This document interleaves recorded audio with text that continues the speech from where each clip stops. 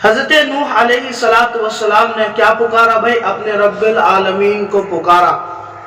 قرآن کریم کے اندر ایک بات یہ فرمایا گیا، رب انی مغلوب فانتصر، اے رب العالمین ہم مغلوب ہو چکے ہیں، ہماری مدد فرما۔ یاد رکھو میرے بھائی اور میرے دوستو، حضرت نوح علیہ السلام نے 900 سال تک دعوت اسلام دیا، لوگوں نے قبول نہیں کیا۔ فرمایا گیا حضرت نوح علیہ السلام جب در در جا کر دعوت اسلام دیا تو لوگوں نے ہر در سے ان کو انکار کر دیا۔ ہر در سے کیا کر دیا بھائی؟ انکار کر دیا۔ حضرت نوح علیہ السلام نے اپنے ہاتھ اٹھائے حضور الہ میں، اللہ رب العزت کے بارگاہ میں، اور ان لوگوں کے لیے بد دعائیں کی۔ دیکھو دو طرح کی بد دعا، یعنی دو طرح کی آیت ہے۔ ایک تو یہ ہے کہ اللہ رب العزت کے سامنے فرمایا رب انی مغلوب فانتصر، اے رب العالمین ہم مغلوب ہو چکے ہیں، ہماری مدد فرما۔ دوسرے جگہ فرماتے ربی لا تذر علی الارض من الکافرین دیارا، کہ اس روئے زمین سے کسی بھی کافر کو مت چھوڑو، یعنی کچھ نہ کچھ عذاب دو۔ تو اللہ رب العزت نے نوح علیہ السلام کے قوم کو طوفان کے عذاب میں مبتلا کر دیا، یعنی غرق کر دیا ان لوگوں کو، سوائے ان کے اہل کو یا پھر جو لوگ ایمان لائے تھے ان لوگوں کو چھوڑ دیا اللہ رب العزت نے۔ جب نوح علیہ السلام نے پکار کون رہے ہیں؟ حضرت نوح علیہ السلام کسے پکار رہے ہیں؟ خدا رب العالمین کو پکار رہے ہیں، بد دعا کے لیے پکار رہے ہیں، اے رب العالمین ہم نے بہت سارے محنتیں کی ہے لیکن ان لوگوں نے مانا ہی نہیں ہے۔ چنانچہ حضرت نوح علیہ السلام کو حکم دیا کہ دنیا کے تمام جوڑے اٹھا لو، یہ تو یعنی انسانوں کے علاوہ سانپ، درخت وغیرہ وغیرہ تمام۔ حضرت نوح علیہ السلام کو آدم ثانی بھی کہتے ہیں، یعنی ان کے بعد پورے دنیا میں انسان ختم ہو چکے تھے سوائے 81 آدمی تھے۔ مفسرین اکرام نے فرمایا حضرت نوح علیہ السلام کے دعوت قبول کرنے والے حضرات صرف 80 آدمی تھے، پوری دنیا میں صرف 80 آدمی اس وقت تھے۔ اور حضرت نوح علیہ السلام نے دعا کی تو اللہ رب العزت نے قبول فرما لیا۔ فرمایا لہو نحن ای دعانا علی قومہ فاہلکناہم بالغرق، ہم نے ان کی بد دعا کو سنا جو انہوں نے ہم کو پکارا، یعنی ان کے قوم کے لیے جو بد دعا کی، ان کے قوم کے لیے بد دعا کیا فاہلکناہم بالغرق، ہم نے ان لوگوں کو زمین کے اندر، ہم نے ان لوگوں کو بارش کے اندر غرق کر دیا، یعنی طوفان بھیج کر ان لوگوں کو غرق کر دیا۔ وَنَجَّيْنَاهُ وَأَهْلَهُ مِنَ الْكَرْبِ الْعَظِيمِ، اور ہم نے ان کو حضرت نوح علیہ السلام کو اور اس کے اہل کو اس بڑے عظیم یعنی جو یہ طوفان آیا تھا نا، اسے عظیم طوفان کہتے ہیں، اس بڑے عظیم یعنی بیڑا غرق سے یا پھر عذاب سے اللہ رب العزت نے بچا لیا۔ وہ کیا ہے بھائی؟ الغرق، یعنی ڈبانے سے اللہ رب العزت نے بچا لیا۔ وَجَعَلْنَا ذُرِّيَّتَهُ هُمُ الْبَاقِينَ، اور ہم نے ان کی اولاد کو باقی رکھے، یعنی حضرت نوح علیہ السلام کے نسل سے یہ پوری دنیا پھر اللہ رب العزت نے سجائی۔ اب دیکھو مفسرین اکرام نے فرمایا 80 آدمی اس کشتی پہ سوار ہوئے حضرت نوح علیہ السلام، لیکن 80 آدمی کا ہر آدمی کا تو نسل زیادہ دن تک نہیں چل سکا، یا تو انتقال ہو گیا، بیٹا کا بیٹا پھر ختم نسل۔ حضرت نوح علیہ السلام کا 3 بیٹے، ایک تو کافر بیٹے تھے ان لوگوں کو چھوڑ کر جو ایمان لایا تھا حضرت نوح علیہ السلام کے اوپر، اور 3 بیٹے، ایک کا نام تھا سام، ایک کا نام تھا حام، اور ایک کا نام تھا یافس۔ اس 3 بیٹے کے ذریعے اللہ رب العزت نے پوری دنیا میں کیا پھیلا بھائی؟ حضرت نوح علیہ السلام کو نسل کو پھیلایا۔ فرماتا ہے فالناس کلہم من نسلہ، تمام کے تمام لوگ اسی کے نسل سے اے نوح علیہ السلام، یعنی حضرت نوح علیہ السلام کے نسل سے تمام کے تمام لوگ۔ وَكَانَ لَهُ ثَلَاثَةُ اولاد، اور حضرت نوح علیہ السلام کے لیے کتنے بیٹے تھے بھائی؟ 3 بیٹے تھے۔ سام، یہ جو سام ہے نا، ان کے اولاد کہاں بستے ہیں؟ وہ فرماتے ہیں وَهُوَ الْأَبُ الْعَرَبِ وَالْفَارِسِ وَالْرُومِ، ان کے اولاد عرب میں پائے جاتی ہیں، فارس میں پائے جاتے ہیں اور روم میں پائے جاتے ہیں۔ یہ اولاد، یہ جو عرب ہے، فارس ہے اور روم ہے، ان کے جد اعلیٰ ہے، یعنی ان کے دادا کے دادا، پردادا پردادا، اس کے بعد جد اعلیٰ سمجھو ہیں۔ یہ کون ہے؟ سام۔ وحام، اور حضرت حام جو ہے یہ سوڈان جو ہے نا، ابو سوڈان، یہ سوڈان یا پھر ہند بھی سمجھو، یہ ہمارے ادھر کے جتنے ہیں مشرق و مغرب، یہ تمام کے تمام چیزوں کا، یہ تمام کے تمام علاقوں کا کیا تھا؟ جد تھا۔ یافس، اور یہ جو یافس تھا یہ ترک، خزر اور یاجوج ماجوج، جو یاجوج ماجوج کا جن کے واقعہ، یہ ان کے اولاد میں سے۔ وما هنالك، اور جو کچھ ان کے تمام تھے وہ سب انہی کے اولاد میں سے ہیں۔ تو بتائیے چلتا ہے کہ پوری دنیا کو سجایا گیا صرف 3 شخص کے ذریعے، حضرت نوح علیہ السلام کے 3 بیٹے کے ذریعے، سام، حام اور کیا، اور یافس کے ذریعے۔ سام کے ذریعے عرب، فارس، روم، اور حام کے ذریعے سوڈان، مشرق، مغرب یا ہند بھی سمجھ لو، اور یافس کے ذریعے ترک، خزرج اور یاجوج ماجوج وغیرہ۔ وَتَرَكْنَا أَبْقِينَا عَلَيْهِ ثَنَا حَسْنًا فِي الْآخِرِينَ مِنَ الْأَنْبِيَاءِ وَالْأُمَمِ إِلَى يَوْمِ الْقِيَامَةِ سَلَامٌ مِنَّا عَلَى نُوحٍ فِي الْعَالَمِينَ۔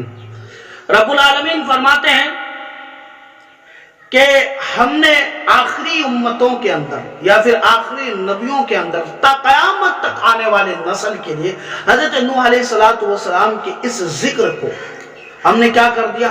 حسن تعریف بیان کر دیا۔ حضرت نوح علیہ السلام کو ہم لوگ بدنام کرتے ہیں؟ نہیں، حضرت نوح علیہ السلام پر ہم لوگ ایمان بھی لاتے ہیں۔ حضرت نوح علیہ السلام کی اچھائیاں تمام کے تمام نبیوں نے بیان کیا۔ فرماتے ہیں حضرت نوح علیہ السلام کے بعد حضرت ابراہیم علیہ السلام آئے تھے، اور حضرت ابراہیم علیہ السلام انہی کے اصول دین کے تابع کرنے والے تھے۔ ملتی جلتی دین تھا، یعنی اسلام، حضرت نوح علیہ السلام اور حضرت ابراہیم علیہ السلام کے جو دین تھا، شریعت تھا، ملتی جلتی تھا۔ فرماتے ہیں وَإِنَّا مِن شِيَعَتِهِ، اور اسی کے گروہ میں، اَيْ مَن تَابِعَهُ فِي اصل الدین، یعنی ان لوگوں میں سے تھا حضرت ابراہیم علیہ السلام جو اصلی دین کے تابع متبعی حضرات تھے۔ ابراہیم، حضرت ابراہیم علیہ السلام تھے۔ اب دیکھو حضرت ابراہیم علیہ السلام اور حضرت نوح علیہ السلام کا ذکر آیا، لیکن حضرت ابراہیم علیہ السلام اور حضرت نوح علیہ السلام کے درمیان ایک زمانہ طویل مدت کا فاصلہ ہے۔ زمانہ طویل مدت کا فاصلہ ہے۔ وہ مدت کیا ہے بھائی؟ وہ ہے 2640 دن، 2640 دن۔ اور وہ فرماتے ہیں وَإِن طَالَ الزَّمَانُ بَيْنَهُمَا، اور ان دونوں کے درمیان، حضرت نوح علیہ السلام کے درمیان اور حضرت ابراہیم علیہ السلام کے درمیان ایک طویل مدت کا زمانہ اور فاصلہ ہے۔ فرماتے ہیں وَهُوَ أَلْفَانِ وَسِمَعَةٍ وَأَرْبُونَ سَنَةً، اور فرماتے ہیں ان کے درمیان 2640 دن کا فاصلہ ہے، 2640 دن کا۔ وَكَانَ بَيْنَهُمَا حُودٌ وَصَالِحٌ، اور اسی درمیان میں حضرت ہود علیہ السلام بھی آیا تھا اور حضرت صالح علیہ السلام بھی آئے تھے۔ لیکن حضرت لوط علیہ السلام کا بھی ذکر ملتا ہے۔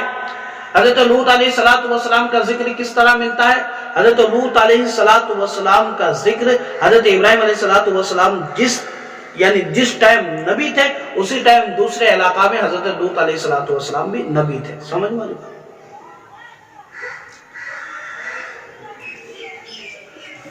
تو حضرت لوط علیہ السلام بھی کیا اسی ٹائم کے نبی تھے۔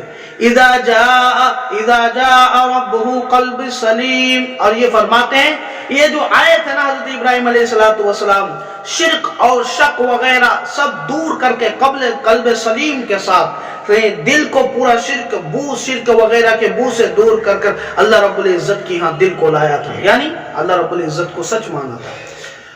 اذا قال لأبيه وقومه ماذا تعبدون، حضرت ابراہیم علیہ السلام جب بچپن کا زمانہ تھا اور ان کے باپ بت پرست تھے اور بت تراشنے والے بھی تھے، بت بنانے والے بھی تھے، تو حضرت ابراہیم علیہ السلام نے جب اپنے قوم اور اپنے باپ کو اس طرح دیکھا تو فرماتے ماذا تعبدون، ماذا ای مالذین تعبدون، کن چیزوں کی تم عبادت کرتے ہو؟ اللہ کے علاوہ دوسرے خدا کو تم گھڑے ہوئے ہو، یعنی تم لوگ جھوٹ باندھتے ہو اللہ کے علاوہ تمہارے یہاں دوسرے خدا ہے۔ ایفکن آلہتن دون اللہ تریدون، اللہ کے علاوہ تم دوسرے خدا کو چاہتے ہو یا جھوٹ باندھتے ہو اللہ کے علاوہ۔ یہ عفق جو ہے نا یہ مفعول لہو ہے، اور آلیاتن یہ لتریدونا کا یہ مفعول ثانی ہے، مفعول بھی ہے۔ یہ عفق جو ہے یہ عفق یہ بری جھوٹ ہوتا ہے، ایک تو جھوٹ بولنا چلو صحیح مان لیتے ہیں، لیکن جب ہی عفق کا لفظ بولا جائے تو بری جھوٹ۔ اے ان تعبدون غیر اللہ فما ظنکم برب العالمین، تم اگر ان چیزوں کی عبادت کرتے ہو تو رب العالمین جو حقیقت میں رب العالمین ہے ان کے بارے میں تمہارا خیال ہے، ان کے بارے میں تمہارا کیا خیال ہے؟ تو فرماتے ہیں کہ تم ان چیزوں کو تم عبادت کرتے ہو تو رب العالمین کے بارے میں تمہارا کیا خیال ہے؟ اب دیکھو حضرت ابراہیم علیہ السلام کے زمانے میں نجومی آدمی لوگ تھے، یعنی ستارے وغیرہ پوجنے والے آدمی تھے۔ حضرت ابراہیم علیہ السلام کو ہر دم وہ لوگ یہ کہتے تھے کہ تم اپنے باپ داداؤں کے دین کو برا بھلا مت کہو، سمجھ میں؟ لیکن حضرت ابراہیم علیہ السلام برا بھلا تو نہیں کہتے تھے، بلکہ یہ کہتے تھے کہ ان لوگوں کی تم عبادت کرتے ہو جس کو تم اپنے ہاتھوں سے بناتے ہو، پھر اسی کے سامنے جا کے سجدہ کرتے ہو، یہ تو بہت بڑی غلط بات ہے۔ اور اسی کے اگر مشابہ بنا دیا جائے، پیر کو تم خود دفناتے ہو، خود جا کے اس کے اوپر مٹی ڈالتے ہو، اور یہ بھی جنازے میں پڑھتے ہو کہ اللہ رب العزت اس کے اوپر رحمت برسا، جنازے کی دعا پڑھتے ہو نا، پھر اسی کے سامنے تم جا کے مدد مانگتے ہو، پھر یہ کیسا؟ سمجھ والی بات، جب دنیا سے وہ چلا گیا تو تمہارا کیا مدد کر سکے گا بھائی؟ تو یہ فرماتے ہیں تو حضرت ابراہیم علیہ السلام کو ان کے قوم کے لوگ یہ چاہتے تھے کہ حضرت ابراہیم علیہ السلام ہمارے دین میں آ جائے۔ ایک دن کا واقعہ ہے کہ حضرت ابراہیم علیہ السلام کے قوم کے ہاں ایک میلہ ہوتا تھا، اور میلے سے پہلے وہ اپنے بت خانے میں رنگ برنگی کھانے وغیرہ لے جا کے پیش کیا کرتے تھے، رنگ برنگی کھانے لے جا کے پیش کیا کرتے تھے، اور وہ لوگ یہ سوچتے ہیں کہ اگر یہ رنگ برنگی کھانے اور مٹھائے لڈو وغیرہ وہاں جائیں گے تو یہ متبرک ہو جاتا ہے، جس طرح ہمارے لیے مزاروں پہ ہمارے لوگ مزاروں میں جاتے ہیں رنگ برنگے کھانے لے کر پھر لاتے ہیں، پھر اسے متبرک کہتے ہیں، تبرک والا چیز ہے۔ تو بتاؤ تو صحیح ان کے اور ہمارے یہاں میں کیا فرق تمہیں نظر آ رہا ہے؟ ہم کہہ رہے ہیں تو کہتے ہیں کہ تم جھوٹ بولتے ہو، ہم کہتے ہیں تو کیا کہتے ہیں؟ ہم لوگوں کو گالیاں دی جاتی ہے، لیکن حضرت ابراہیم علیہ السلام کو بھی گالی دی گئی، لیکن وہ سچ تھے، ہم لوگ بھی سچ ہیں۔ ہم لوگ اللہ کے علاوہ علماء دیوبند حضرات اللہ کے علاوہ دوسرے کی ہاں کبھی نہیں مانگتے، اللہ کے علاوہ دوسرے کی ہاں کبھی نہیں سجدہ کرتے، ہمارا سر کٹ جائے منظور ہے لیکن دوسرے کی ہاں سر جھکا نہیں سکتے۔ فرماتے ہیں وہ لوگ کیا ستاروں کو پوجنے والے تھے، فخرجوا الی عید لہم، وہ لوگ نکل گئے اپنے عید گاہوں کی طرف، وَتَرَكُوا اِطْعَامَهُمْ، اور اپنے کھانا کو اپنے بتوں کے سامنے رکھا گیا، عند اصنامی، اپنے بتوں کے سامنے رکھا گیا، زعموا التبرک، وہ لوگ یہ سوچتے ہیں کہ اگر ان کے سامنے کھانا وغیرہ رکھا جائے تو یہ متبرک اور مبارک کھانا بن جاتا ہے۔ فَإِذَا رجعوا، پس جب وہ لوگ لوٹتے ہیں، اکلوا، تو اسے کھاتے ہیں، وَقَالُوا لِسَيِّدِنَا إِبْرَاهِيمُ اخْرُجْ مَعَنَا، یہ تمام کے تمام لوگوں نے کہا اے ابراہیم علیہ السلام تم بھی ہمارے ساتھ چلو، ہمارے ساتھ چلو، ہمارے وہاں دیکھو کیا جشن ہوتا ہے، ہمارے میلے میں کیا جشن ہوتا ہے۔ پتہ چلتا ہے میلہ ہم لوگوں کا نہیں ہے بلکہ کافروں کا ہے، میلہ ہم لوگوں کے لیے نہیں ہے بلکہ کافروں کا رسم رواج ہے۔ آج مزاروں کے نام پر عرس کا میلہ لگایا جاتا ہے، ذرا بتاؤ تو صحیح کون سا اولیاء نے عرس لگایا اور کون سے اولیاء کے مزار پر عرس لگایا گیا؟ یہ پروپیگنڈا پورے ہندوستان میں چھایا جا رہا ہے۔ حضرت ابراہیم علیہ السلام کے پاس آیا اور فرمایا اے ابراہیم تم بھی ہمارے ساتھ چلو۔ تو حضرت ابراہیم علیہ السلام تھوڑی دیر کے لیے آسمان کے ستاروں کی طرف دیکھا اور دیکھنے کے بعد فرمایا انی سقیم، میں بیمار ہوں۔ اب سوال یہ کہ انہوں نے آسمان کی طرف کیوں دیکھا؟ دیکھو اس کی دو وجہ ہے۔ ایک تو یہ ہے کہ آدمی جب اپنے آپ کو مطمئن کرتے ہیں تو ذرا سوچتے ہیں، شاید اس زمانے میں یہ ہو سکتا تھا کہ آسمان کی طرف دیکھ کے لوگ سوچتے ہیں بھائی ہاں ٹھیک ہے میں جاؤں گا، یا یہ بھی ہو سکتا ہے کہ آسمان میں اگر تھوڑا موسم تبدیل وغیرہ ہو جائے تو انسان کیا کر سکتا ہے بھائی، اس کی صحت بدل سکتا ہے۔ جیسے مثال کے طور پر ہمیں باقوڑا جانا ہے یا دوسرے جگہ جانا ہے، اگر موسم خراب ہے تو ہم لوگ جائیں گے، آسمان پہلے دیکھ لیں گے بھائی بارش وغیرہ سنبھاونا ہے، بارش وغیرہ ہونے کی امکان ہے یا نہیں ہے۔ امکان اگر ممکن ہے بارش وغیرہ ہونے کے تو ہم لوگ نہیں جائیں گے، کیونکہ اگر بھیگ گئے تو بیمار ہو جائیں گے۔ اس لیے فرماتے ہیں انہوں نے اس لیے آسمان کی طرف دیکھا۔ دیکھنے کے بعد فرمایا فقال انی سقیم اے علیل اے سقیم، میں بیمار ہوں۔ حضرت ابراہیم علیہ السلام نے اپنے آپ کو بیمار کیوں کہا؟ ہو سکتا ہے اس وقت تھوڑا بہت بیمار تھا، سمجھ میں آتا ہے؟ اس کی بہت سارے تشریحات وغیرہ کیے گئے۔ فتولوا عنہ مدبرین، یہ تمام کے تمام لوگ حضرت ابراہیم علیہ السلام کو چھوڑ دیا اور اپنی عیدگاہ کے طرف چلے گئے۔ فراغا الی آلہتہم، اور حضرت ابراہیم علیہ السلام یہ سوچ کے رکھے تھے کہ جن خداؤں کو تم مانتے ہو، جو یہ کہتے ہیں کہ آسمان کی ہوا ان کے قبضے میں ہے، زمین کے نباتات ان کے قبضے میں ہے، مشرق اور مغرب کی فضائیں ان کے قبضے میں ہے، آج ہم ان کی طاقت کو آزمائیں گے۔ حضرت ابراہیم علیہ السلام کا یہ سوچ تھا۔ انہوں نے منع کر دیا کہ ہم نہیں جائیں گے۔ چنانچہ دوسرے جگہ میں آتے ہیں کہ حضرت ابراہیم علیہ السلام نے کڑھاڑی اٹھائے اور کہ بت قدا میں چلے گئے، ان کے گاؤں کے بت قدا میں چلے گئے اور جا کر کہنے لگے، یعنی اس طرح کا ایک لفظ بولتے ہیں نا، کبھی غیر چیز کو مخاطب کر کے بولتے ہیں، تو فرماتے ہیں مزاحیہ طور پر حضرت ابراہیم علیہ السلام نے بڑے بت کو کہا کہ کیا الا تاکل، یہ تمام کے تمام رنگ برنگی مٹھائیاں، کیلے اور ناریل وغیرہ تمہارے سامنے رکھا گیا ہے، تم کھاتے نہیں ہو، تم کیوں نہیں کھاتے؟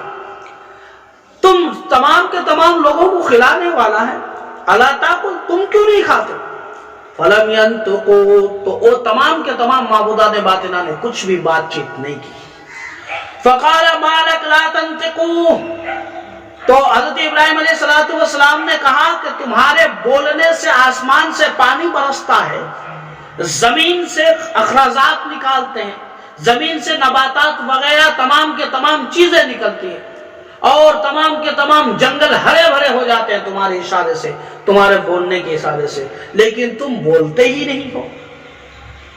حضرت ابراہیم علیہ السلام کو آئے غصہ اور انہوں نے کیا کر دیا، فراغ علیہم ضربا بالیمین، اپنے ہاتھ کے قوت کے ساتھ ان لوگوں کو مار، یعنی معبودان باطلہ کو مارنا شروع کیا۔